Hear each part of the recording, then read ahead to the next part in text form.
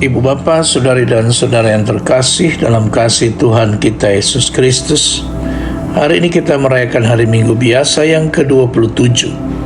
Dan Injil yang kita kutip hari ini dari Injil Markus pasal 10 ayat 2 sampai dengan 16. Orang Farisi mengajukan pertanyaan jebakan kepada Yesus, sebagaimana jelas dalam catatan Matius yang lebih lengkap. Tapi di sini mereka mengetahui hukum Taurat yang mengizinkan perceraian, dan mereka akan mengutip hukum itu kepada Yesus. Hukum Taurat mengizinkan perceraian karena tidak senonoh. Tapi para guru berbeda pendapat tentang apa artinya ini. Apakah itu berarti persinahan atau kesalahan yang lebih ringan?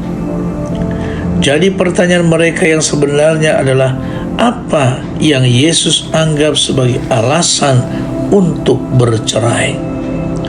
Seperti yang sering terjadi dalam diskusi-diskusinya dengan para ahli hukum, Yesus melangkah lebih jauh dari sekedar pertanyaan. Allah menciptakan laki-laki dan perempuan sedemikian rupa sehingga mereka harus terikat bersama secara permanen dan menjadi satu makhluk yang berpikir dan hidup. Kata yang digunakan untuk satu tubuh atau satu daging sebenarnya berarti satu kesatuan, bukan sepotong daging, tapi satu kepribadian yang hidup dan bersemangat. Maksud Allah bukanlah agar mereka dapat dipisahkan lagi. Jadi Yesus sama sekali tidak menjawab pertanyaan tentang alasan untuk bercerai.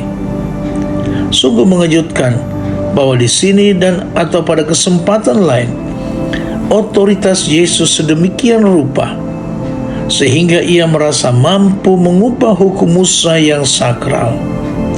Bagi orang Yahudi, hukum Musa adalah anugerah Tuhan sendiri, kudus dan tidak dapat diubah oleh otoritas manusia manapun. Dengan mengubahnya, dengan membatalkan izin untuk bercerai dalam keadaan tertentu, Yesus secara implisit mengklaim sebagai otoritas ilahi. Saudari dan saudara yang terkasih dalam kasih Tuhan kita Yesus Kristus, Yesus tidak menolak dispensasi itu begitu saja, tapi meniadakan kesalahan dalam akarnya. Ia datang untuk melepaskan manusia dan genggaman kejahatan. Ia berkarya sampai wafat di kayu salib untuk membuka kembali hati manusia bagi kebaikan dan cinta Tuhan. Semua orang yang dalam diri Yesus Kristus sungguh mengalami realitas cinta kasih Allah. Mereka dibebaskan juga untuk mengasihi diri sendiri juga. Kepada mereka lah dan tidak kepada yang lain, Yesus mengemukakan peraturan asli tentang perkawinan, yaitu suatu persatuan cinta tanpa batas, juga tanpa batas waktu.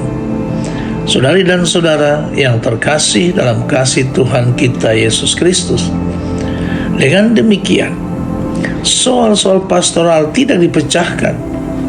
Orang-orang Kristen yang telah mengklaim cinta Tuhan dan dibebaskan untuk mencintai juga, sekaligus masih hidup di dunia dengan dosanya ini, sebab mereka masih di tengah jalan.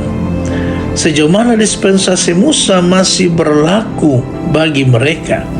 Apakah perkawinan mereka telah gagal di tengah jalan diperbolehkan?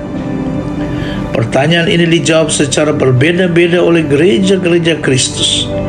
Gereja Katolik telah menerima sabda Yesus tentang perceraian sebagai hukum dalam hidup gerejani.